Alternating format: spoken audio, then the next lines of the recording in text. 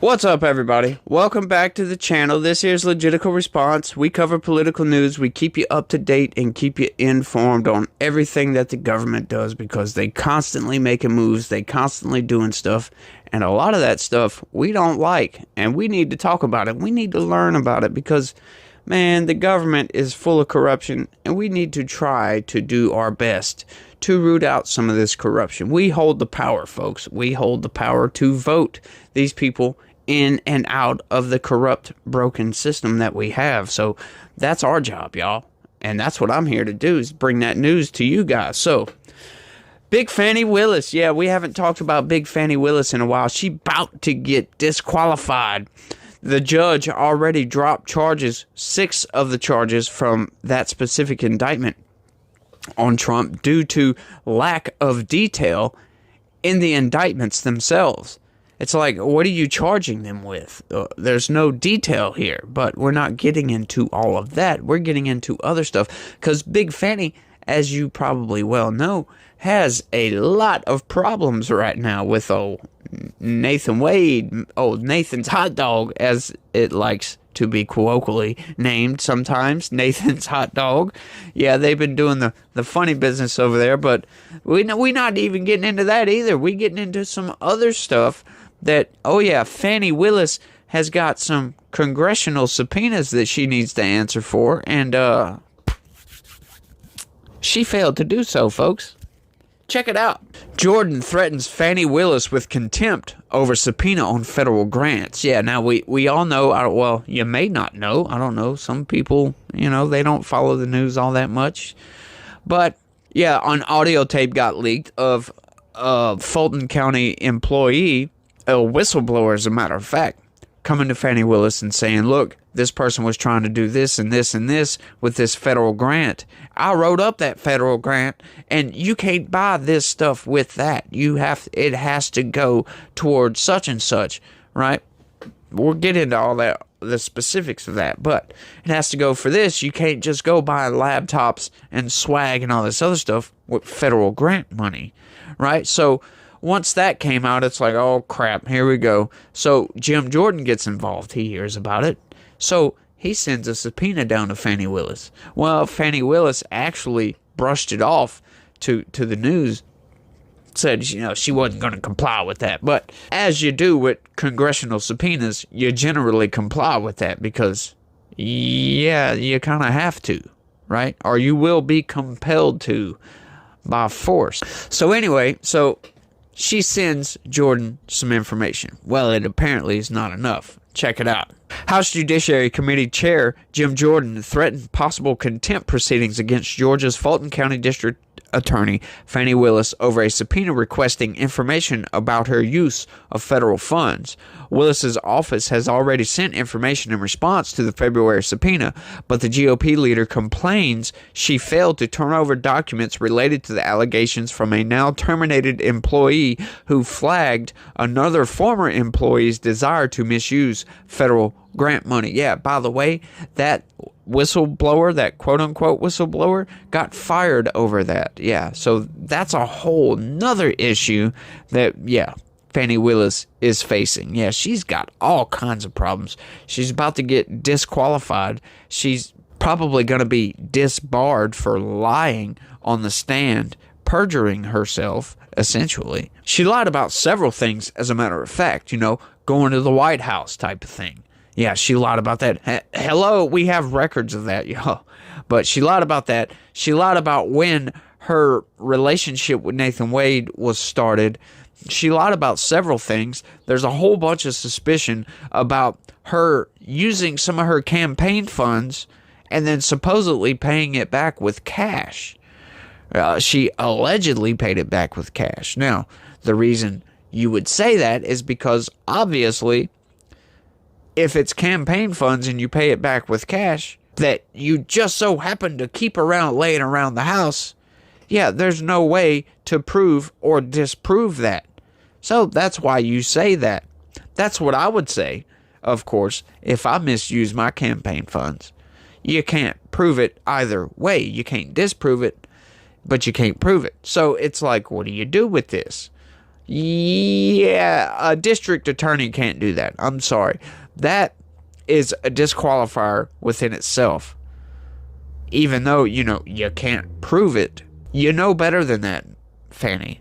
We appreciate that you've produced a narrow set of documents in response to the subpoena, but your compliance with the subpoena to date is deficient, Jordan wrote in a letter. If you fail to do so, the committee will consider taking further actions such as invocation of contempt of Congress proceedings. The allegations center on a former employee to Willis who said the district attorney fired her shortly after she raised concerns about how a Willis campaign aide turned county employee hoped to use federal grants for items outside the scope of a youth violence and gang prevention program. That's what the money was supposed to go for. It's not clear that the federal funds in question were ultimately spent inappropriately. Yeah, once again, it can't be proven. But see how the mainstream narrative machine, they like to say, oh, well, they can't prove it was spent inappropriately. Well, why in the hell would this lady come forth opening herself to be getting fired to make a false allegation against somebody for no apparent reason? There's no gain to be had. So why would she do that? Yeah, it will be proven one way or another. It will be proven. And, that's the entire reason that Jim Jordan sent that subpoena in the first place. They want to find out what that federal grant was spent on. Yeah, that's what the whole reasoning behind that is. That leaked audio came out. Now there's some questions. Now you got to answer for those questions. In a recording of the whistleblower's conversation with Willis, the district attorney does not dispute that the other employees' desire to spend grant money on laptops and swag would be inappropriate. Hang on. Okay, so this is what they're trying to tell you. That from what it sounds like to me is that the Hill, which is where that story comes from, is trying to say just because it can't be proven and Fani Willis didn't dispute it whatsoever in the leaked audio, that means it's not inappropriate, y'all. Don't look over here, look somewhere else. Yeah, these people want Fani Willis to, I guess, be corrupt and put Trump in jail. These people want Trump in jail so bad, they will skew a story and try to twist it to make you believe that there's nothing to see here, folks. Nothing whatsoever. But just because she didn't admit that on the leaked audio tape doesn't prove a damn thing. Doesn't prove that she doesn't know that that's inappropriate. It doesn't prove anything. So what was the point of that entire paragraph? You might be wondering that. Because anybody just reading this outright might read over that paragraph and be like, oh, well, she didn't admit it's inappropriate. So it must not be inappropriate if you're not paying attention. But that is something that we do around here. We pay attention to things. We happen to notice the mainstream narrative machine lying through their teeth all the damn time. They try to lie to me. They try to lie to you. Try to lie to everybody. That is their favorite thing to do, it seems like, because they're constantly skewing these stories to try to twist it. Like the other day, they said an unproven allegation, trying to discredit the fact that somebody alleged something on somebody else, right? An allegation is unproven until it is proven. So why throw unproven before allegation? It is to make you think that it's a discredited allegation. It's to make you think that this is all BS. They love to twist stuff like this, folks. And you got to be careful when you're reading this. I've overlooked shit several times, y'all. I've overlooked stuff several times. I've gone back in editing my videos, and I'm like, holy crap, I totally missed that. But, I do this off top. I don't script none of my videos. This is all coming from the heart, coming from the brain, right from the off top. I read the story, I react to it. I read a paragraph, react to a paragraph. That's generally how I do. I'm not going to script anything out because then it feels like it's not genuine. You know what I mean? I don't know if y'all feel that way or if maybe you would like scripted videos. Let me know down in the comments. But I feel it's better this way because you get my initial reaction. Sure, it causes me sometimes to overlook things, but sometimes I'll come back and fix it. Willis denied any wrongdoing when the subpoena was first issued in February. What was the point in that? Exactly. Once again, trying to let you know that, hey, there's nothing to see here, y'all. These false allegations are included in baseless litigation filed by a holdover employee from the previous administration who was terminated for cause. The courts that have ruled found no merit in these claims. We expect the same result in any pending litigation. Any examination of the records of our grant programs will find that they are highly effective and conducted in cooperation with the Justice Department and in compliance with all Department of Justice requirements, Willis said in a statement. Of course, you can make that statement, but how come you didn't send the specific documents that Jim Jordan was looking for? How come you were not complying with the federal subpoena? This is a federal grant. You got the money from the executive branch, which got the money from Congress. So Congress has oversight over that money. So, yeah, you need to comply with that.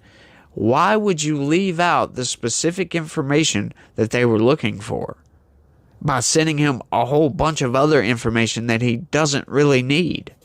Kind of curious, that one, right? Her office did not immediately respond to requests for comment Thursday. I love how they do that, huh? They did not immediately respond to requests. Who would, right? You could send an email. Well, of course, they're not going to immediately respond to that unless they're sitting on their email waiting for your email to come in. Then they could immediately respond to that. But it's like, why do they put stuff like that in there? Doesn't make any sense to me. Maybe down in the comment section, y'all. Thursday's letter from Jordan indicates he remains focused largely on any documents that could be related to the whistleblower's claims, including her office's coordination with the Justice Department offices that oversee the grant funding. The allegations in the public realm about your misuse of federal grant funding are concerning, and the committee has an obligation to examine them, Jordan wrote. According to Jordan, Willis's office turned over 15 award letters from the Department of Justice's Office of Justice Programs and Office of Violence Against Women, and approximately 27 screenshots of expensive budget summaries, but apparently didn't give the evidence that Jordan was looking for. Why would you intentionally not disclose that information? Obviously, that's what he wanted. He wanted to see all of the stuff that from the whistleblower testimony, essentially. He wants to see the budget. He wants to see what it was all spent on. He wants to see the whistleblower's testimony. He probably wants to know why the hell she got fired for that. And, you love how Fani's trying to blow this off as baseless. Well, hang on. There's a whole audio tape that actually makes an allegation. So, hang on. It's not baseless. There's an allegation there, and you fired that person for some reason. We want to know why. That, to a normal person, is funny business. Fani, by the way, that is funny business, and you need to come correct on that. You need to give Jim Jordan his evidence that he wants and clear your name if it's baseless. Intentionally withholding information that they want to look at only draws more suspicion.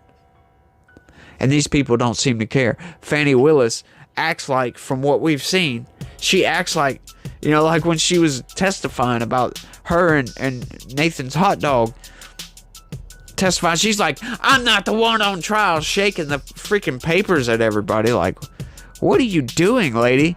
She was in there just trying to project onto others, right? Like, I'm not the one on trial. It's Donald Trump. And like I talked about yesterday and the day before, these people love deflecting to Trump. Oh, but look what Trump did. Trump did this. Trump, orange man. Trump and an orange man, bad. What? How about you just answer the question? Send in the documents to Jordan and get him off your back. Why not do that? I don't get it. Maybe you guys get it. Maybe you're seeing something that I'm not seeing. Did I overlook something in this article? Maybe, maybe not. Let me know down in the comments section. But that's all I got for this one, y'all. I want to thank everybody for watching. And y'all try to have a good day and be positive. Peace.